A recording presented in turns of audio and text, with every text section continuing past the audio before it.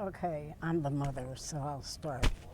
I'm Ethel Delaney Lee, and I have lived in Washington since 1952.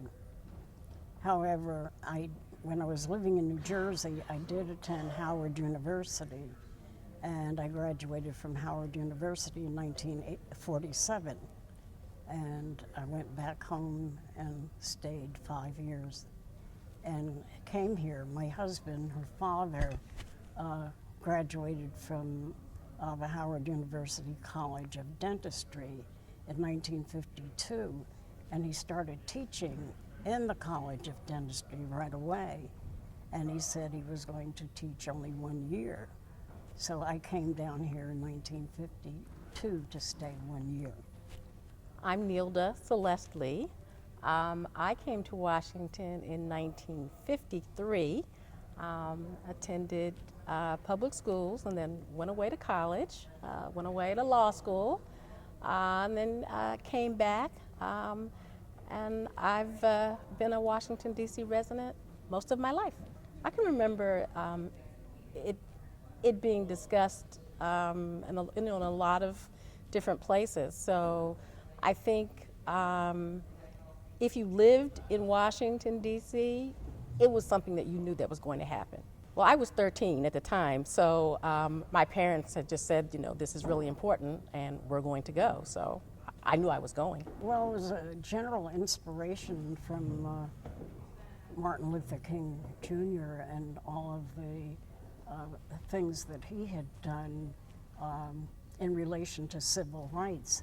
And we wanted, especially African Americans, wanted to be very supportive of him when he first indicated he wanted to stage this march. He and Ethel Randolph, those are the two that I remember predominantly.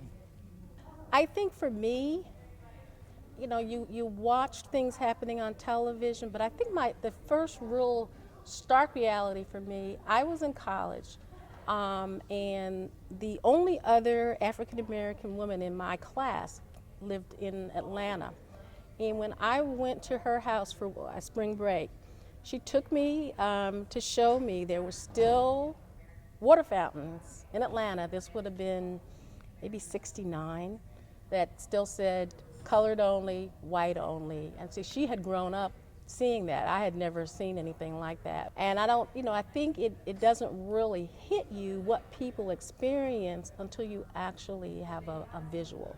And for me, that was kind of the first stark reality of the fact that she could, only use that water fountain downtown.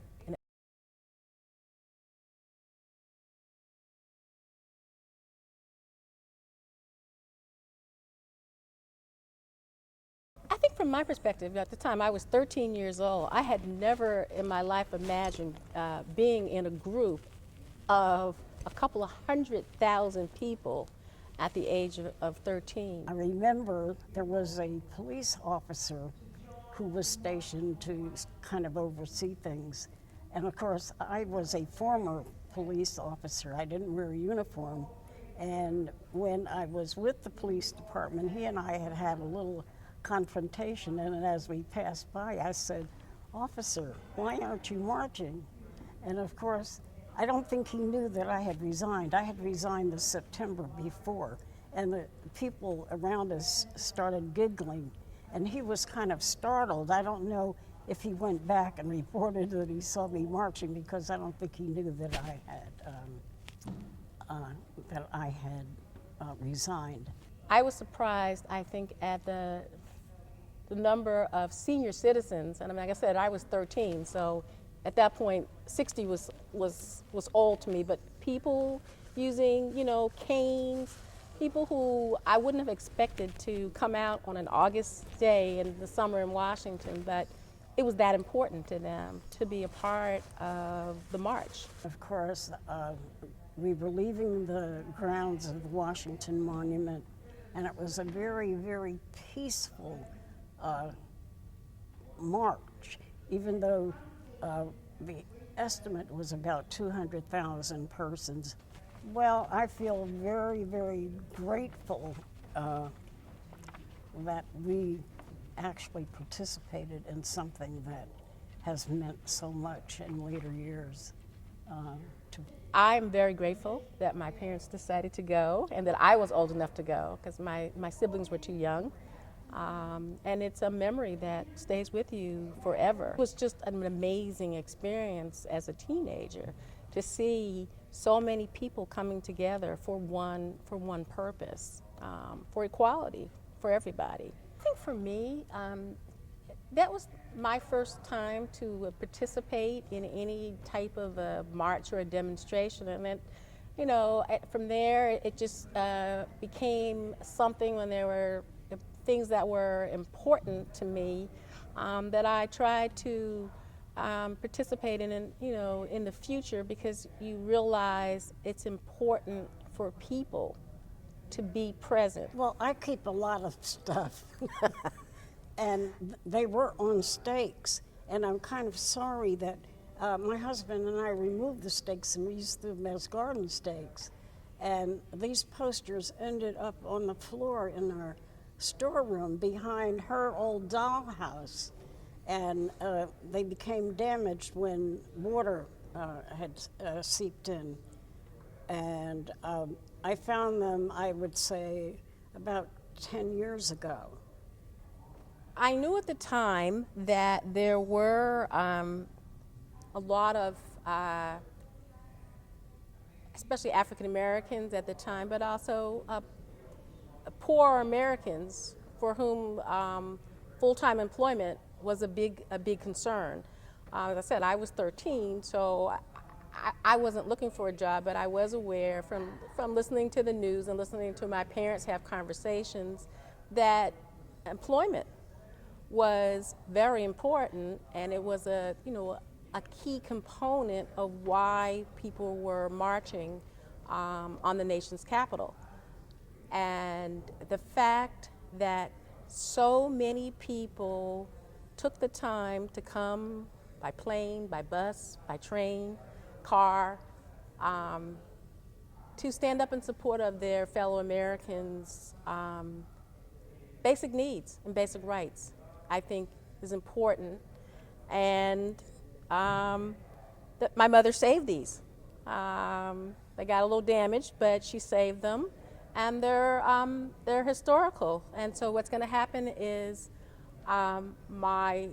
each of my siblings and myself is going to hang one of these in our houses and keep them, and then our children and hopefully their children will see them, and the story will get told about these posters, and that's how we keep history going. And you know, what I brought here, there's something that I remembered specifically about that march, in addition to the I Have a Dream speech. And it was this song, Blowing in the Wind. Are you familiar with that song? That was made popular by Peter, Paul, and Mary.